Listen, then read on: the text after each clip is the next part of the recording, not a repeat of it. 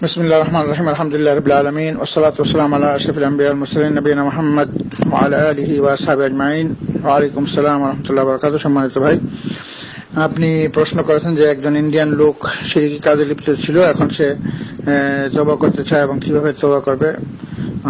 অনেক সুন্দর সুখবর এটা। আমরা আপনার এই লোককে আমরা অভিনন্দন এবং স্বাগতম জানাচ্ছি।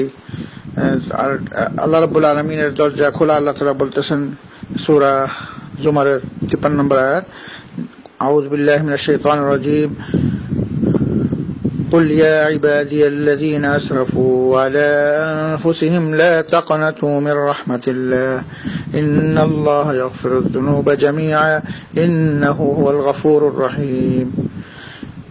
আল্লাহ রাব্বুল আলামিন তার সকল বান্দাদের জন্য এটা ঘোষণা দিচ্ছেন যে হে আমার বান্দারা, তোমরা যারা নিজেদের উপর জুলুম অত্যাচার করেছো, তোমরা আল্লাহর রহমত থেকে নিরাশ হয় না। আল্লাহ রাব্বুল আলামিনের কাছে তওবা করো, আল্লাহ তাআলা তোমাদের সমস্ত গুনাহগুলো মাফ করে দেবেন।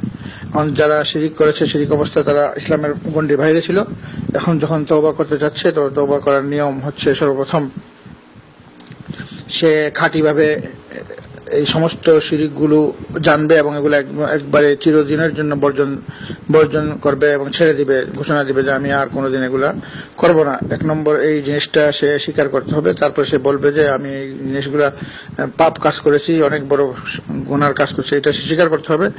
তারপর সে অনুতপ্ত হবে এটার জন্য যে সে আর কোনোদিন অনুতপ্ত যে কাজটা ঠিক করে নাই। এবং 3 নম্বরে সে অনুতপ্ত হবে যে আর কোন অনুতপ্ত হবে না। 4 নম্বর সে প্রতিজ্ঞা করবে যে আর কোনোদিন সেই ধরনের কাজ করবে না। 1 নম্বর ছাড়তে হবে, 2 নম্বর অনুতপ্ত হবে, 3 নম্বর সে প্রতিজ্ঞা করবে আর কোনোদিন সে করবে না। 4 নম্বরে সে গোসল করতে হবে সুন্দর করে, তাকে উযু করবে, উযু করে সে গোসল করবে, এরপর গোসল করার পর সে ইসলামের ঘোষণা দিবে।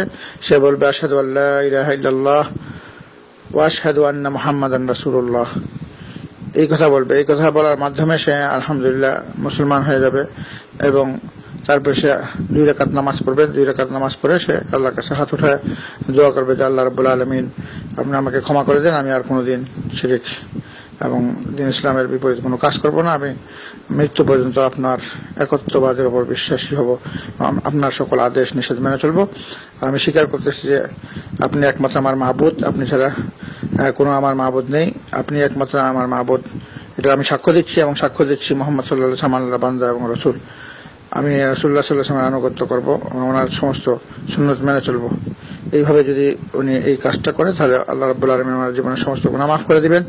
কারণ হাদিস শরীফে আছে যে হজ অতীতের সমস্ত গুনাহ মাফ করে দেয়, আর ইসলাম অতীতের সমস্ত গুনাহ মাফ করে দেয়, তওবা অতীতের সমস্ত গুনাহ মাফ করে দেয়, হিজরত অতীতের সমস্ত গুনাহ মাফ করে দেয়।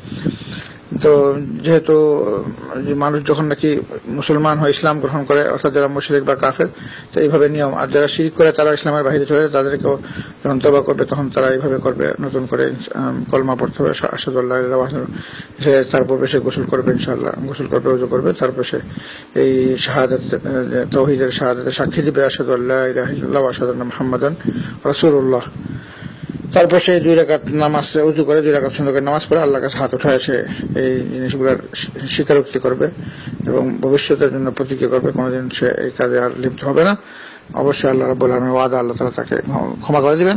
কারণ আল্লাহ তাআলা বলতেছেন ইন্নাল্লাহা ইয়াগফিরুয যুনুবা জামিআ, আল্লাহ রাব্বুল আলামিন অবশ্যই তার সমস্ত গুনাহ, সেটা যত বড় শিরক হোক, বেদাত হোক, কুফর হোক, আল্লাহ তাআলা সমস্ত সকল ধরনের গুনাহ আল্লাহ তাআলা মাফ করে দেন যদি সে খাঁটিভাবে তওবা করে।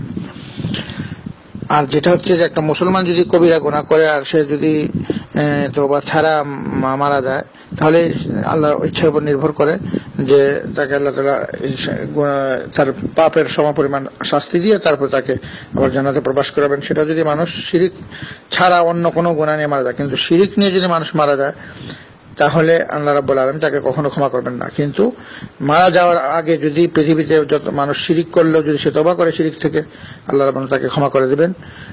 শিরক হোক সেটা কবিরা গুনাহ হোক, যে কোনো ধরনের সমস্যা, যদি সে মৃত্যুর পূর্বে শ্বাসের টান আসার আগে সে যদি তওবা করে এবং সে যদি ইসলাম গ্রহণ করে, সেটা কাফের হোক, মুশরিক হোক অথবা পাপী হোক, যে কোনো ধরনের পাপ আল্লাহ রাব্বুল আলামিন মৃত্যুর পূর্বে সেই কবুল করেন, কিন্তু মৃত্যুর পর যদি শিরিক অবস্থা মারা যায় সেটা কবুল করা হবে না।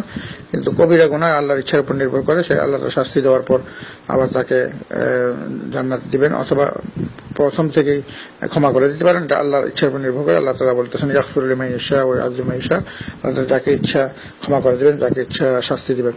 তো মহান রব্বুল আলামিন নিকট আমরা দোয়া করি আল্লাহ তাআলা এই লোকের তওবাকে কবুল করুক এবং এই লোককে আল্লাহ রাব্বুল আলামিন তার প্রিয় বান্দা হিসেবে গ্রহণ করুক।